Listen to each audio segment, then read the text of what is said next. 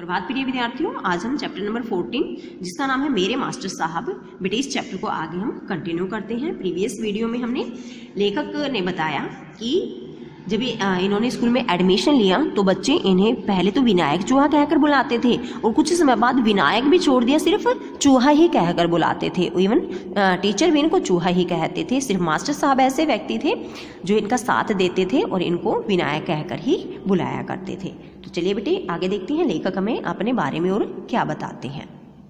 Master साहब भूगोल के अध्यापक थे, वो भूगोल पढ़ाते थे। वे केवल उर्दू का मिडल ही पास थे और उनकी क्वालिफिकेशन क्या थी? मिडल पास उर्दू लैंग्वेज से।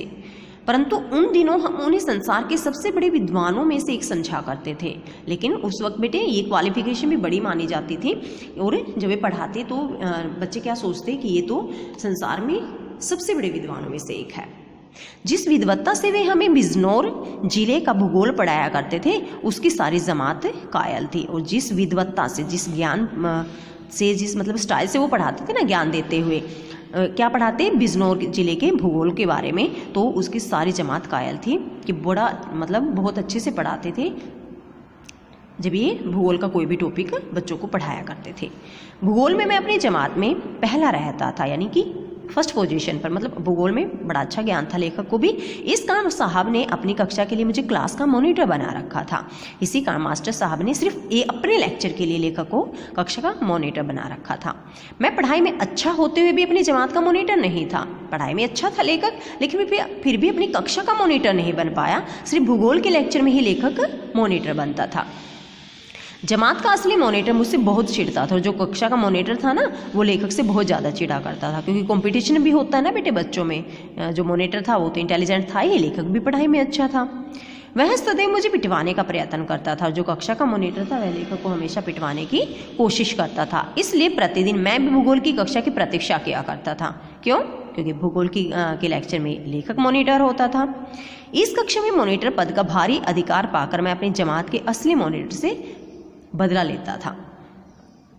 जब ये भूगोल का लेक्चर आता, लेखक मॉनिटर बनता, तो ये क्या करता, जो क्लास का मॉनिटर था ना उससे बदला निकालने का पूरा प्रयास किया करता था। बोर्ड पर टंगे हुए नक्शे के पास खड़े होकर मैं एक लंबा पॉइंटर हाथ में लिए हुए मैं बड़ी संजीदगी के साथ प्रश्न पर प्रश्न करके सारी जमात को तंग करता रहता था। जब भूगोल का लेक्चर आता, बोर्ड पर बेटे नक्शा टंगा होता, मैप टंगा होता, तो लेखक हाथ में लंबा सा पॉइंटर ले लेते, क्योंकि छोटे कद के थे और बड़ी संजीदगी जीवंतता के साथ प्रश्न पूछते और ऐसे करके सारी जमात को तंग कर देता था।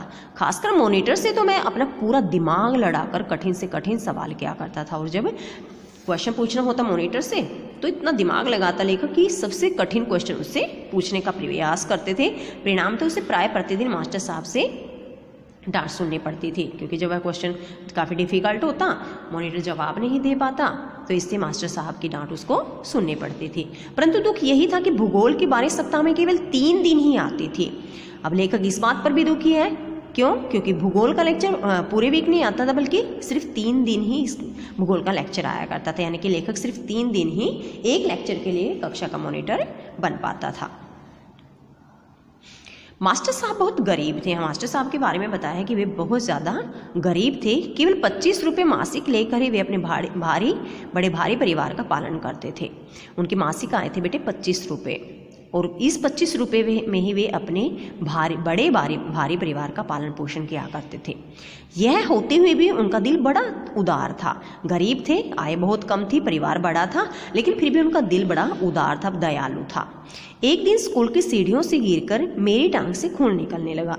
एक बार लेखक स्कूल की सीढ़ियों से गिर गया और इस वजह से लेखक की टांग से खून निकलने लगा। तब मास्टर साहब ने अपनी नई धोती का एक भाग फाड़कर मुझे पट्टी बांध दी। तब मास्टर साहब ने क्या किया, अपनी नई धोती का एक हिस्सा फाड़ा और लेखक को पट्टी बांध दी। वह मेरे सच्चे हित चिंतक थे। वे लेखक के सच्चे हितकारी और हित के बारे में चिंता करने वाले थे। मुझे सदैव पढ़ने लिखने की ओर विशेष ध्यान रखने के लिए कहा करते थे और लेखक को हमेशा पढ़ाई लिखाई की तरफ विशेष ध्यान देने के लिए कहा करते थे। क्यों? क्योंकि लेखक पढ़ाई में बहुत अच्छा था। अब तक जो हमने पढ़ा बेटे इससे रिलेटेड ना मौखिक 5 क्वेश्चन आए हैं, वो देखिए। प्रिंसिपल के किस गुण पर कॉलेज के विद्यार्थी गर्व करते थे, यानी प्रिंसिपल में ऐसा क्या गुण था, लेखक में ऐसा क्या गुण था जिसके कारण कॉलेज के विद्यार्थी उन पर गर्व महसूस करते थे। विद्वत्ता और मौलिकता, ये 2 गुण थे बेटे प्रिंसिपल में यानी कि लेखक में, विद्वान भी थे और मौलिक अधिकारों का भी उनको बहुत अच्छे से ज्ञान था।